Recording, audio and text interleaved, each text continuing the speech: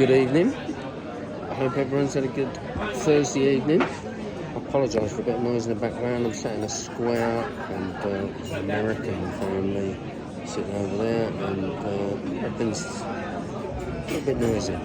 But anyway, so today, day 18, so not many to go, 3 in fact, if I make it, because the next 2 days are awful with very big climbs. But we went from Gap to Barcelonnette. I hope that's not too bad a pronunciation. I've had Scotty pull me up on my pronunciation as well. Sorry about that, but substandard comprehensive education in Dagenham, so 114 miles and 9,859 feet of climbing for me. Unfortunately, it must be something to do with my Garmin, because the person I rode with today had 115 miles and 10,600 feet of climbing, which would have looked much better on my Strava, but obviously it isn't on my Strava, so it did nothing. But yeah, so I don't quite know why that would be. Perhaps a more modern machine. But so that's a little bit disappointing, but there you are. So, I have to make an apology, and I'm a bit reluctant and feel bad for it. Sarah informed me today that my video hadn't uploaded last night. I had no idea why, because I set it to upload, and it didn't. It must have been the euphoria of England winning, and for some reason it didn't. But it has now, so lucky you. You get 2 today, if you can be bothered to watch 2, or you could save them for another time maybe. So sorry about that. So I'm currently sitting in the little square in Barcelonnette having a coffee, because most people have gone to bed. Coffee, there's the square. Sitting on my own, giving my adoring public the news that they want. So today, quite tough, pretty hot. Someone said 40 degrees. Didn't feel like 40 degrees, but it was hot. So at the top of one of the feed stations, on feed station 4, there was a sort of trough, really. I don't know if it was the horses, not sure what it was, but I got in it just to cool down a bit. And pictures will be available at some stage. But yeah, really hot day today. It wasn't classed as a mountain stage, unlike the next 2 days, which are over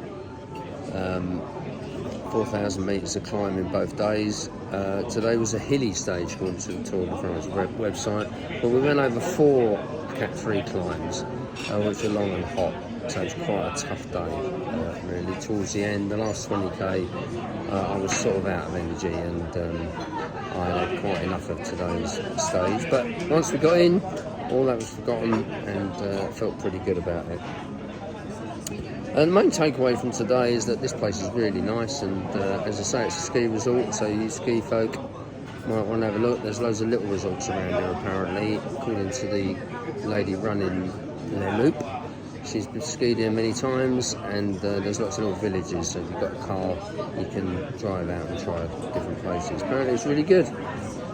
And the second takeaway from today is that we rode essentially around a massive lake. I've never seen anything the size of it. Absolutely beautiful. If you wanted a summer lake holiday, I'd probably recommend that as well. Lots to do on the lake, and just absolutely stunning. And the lake, strapping for the pronunciation, is Lac de Surière Pronchon. Look it up. But really good. Looks beautiful. So I thought, although we're 4 minutes in, but it won't take me too long, I thought I'd just give you a little flavour of what it's like being here. It seems like forever ago that me and John arrived in Pisa and then got to Florence. And honestly, I can barely remember getting there and how we got here. That's why I've done this blog, really, as much for me as my adoring public, just to remember what had happened in this mad situation. We're in this ridiculous bubble where we go from hotel to hotel, living out of a bag or a suitcase, changing environments every day, changing restaurants every day, and just doing this cycling thing for up to 8-9 hours a day. It's an extraordinary bubble, and I've never really experienced anything like it before. Even joining the job that I joined and having to go away on courses and for work. Never experienced anything like this bubble. You're completely isolated away from real life, because it isn't real life, obviously. It's just riding a bloody bike. But it's an extraordinary thing, getting given a time to get up, getting given breakfast, told to follow these green arrows that they put out on the road for us to follow, which are excellent, by the way. So we're not using GPS tracking. There's just arrows on the road. The arrow guy, I don't even know his name to be honest, but the arrow guy goes out at about 4 in the morning, plots the course, and then there's a thing called the back van, which is the van that if you have had enough for the day or unwell or have had an accident, they'll put you in the back van. But the back van also takes all the signs down, so the French don't get upset about signs everywhere. And I've told you about the feed stops. They jump ahead and they prepare all the food, the shopping. It's just a sort of mini city, if you like, with all sorts of nonsense going on. And you're protected from the whole world. You're not protected from going up the hills and the agony of that.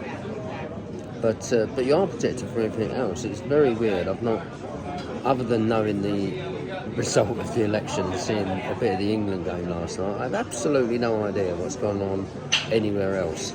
It's not like being on holiday, although I'm trying to treat it like a holiday by having a beer and sitting there having a coffee when everyone else is going to be because they're knackered.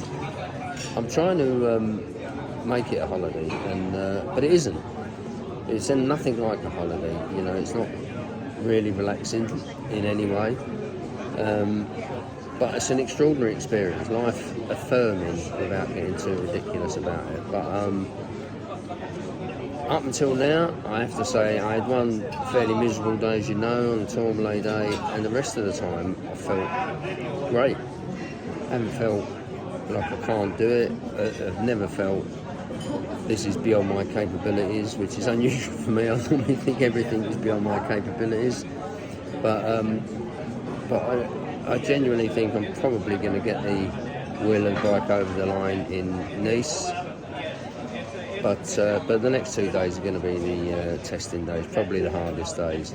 Good news is, although a couple of weeks ago I wouldn't have said it was good news, is the weather's not going to be that great tomorrow. If it had been as hot as it was today going up to some of the ski stations, I think tomorrow we go up the highest paved road in France, possibly in Europe. So it's quite high. I think it's at 2,800 metres, something like that. So it's enormous. 40 kilo climbing. There's a lot of descents. It's a shorter distance both today, tomorrow and Saturday, but horrendous hills.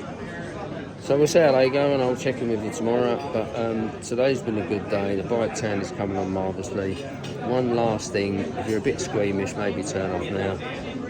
Got a bit of a saddle sore, and was trying to avoid that completely. So the next 3 days are going to be relatively uncomfortable. But I won't post any pictures of that because I'd probably get arrested. But have a good night, what's left of it, and I'll be on tomorrow. Cheers, man.